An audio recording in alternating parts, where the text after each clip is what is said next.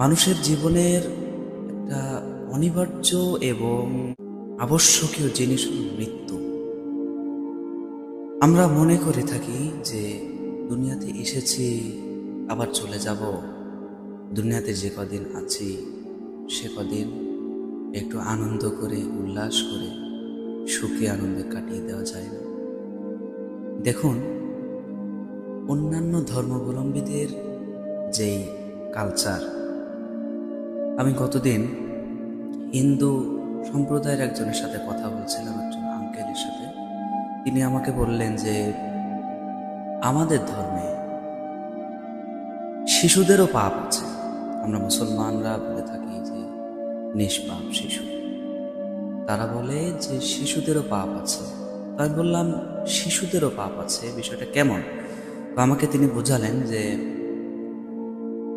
যার পাপ থাকে সে মরে, আর যার পাপ থাকে না সে মরে না।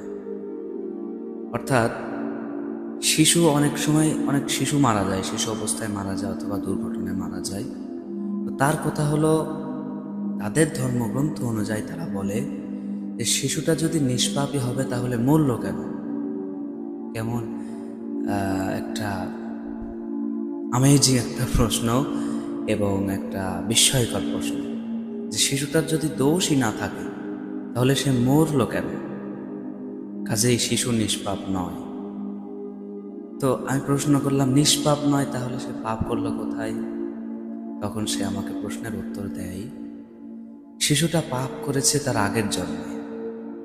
মানুষ হয়ে জন্মানোর আগে সে তার পূর্বে জন্মে পাপ করেছে বলেই সে মানুষ হয়ে জন্মানোর পরে শিশু অবস্থায় মারা গিয়েছে। একটা হাস্যকর। এবং মানুষ হয়ে জন্ম নেওয়ার পর যদি এই জন্মে, মানুষ জন্মে যদি ভালো কিছু করে যেতে পারে, তাহলে পরকালের জন্মে প্রজাপতি হয়ে জন্ম নেবে এবং সুখ পাবে।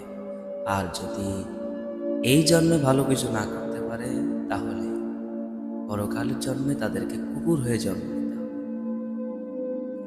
তো এরকম একটা ধারণা তারা হিন্দুরা করে থাকে। এখন আমরা তো মুসলমান, আমাদের কাছে এইরকম ধারণা নয়।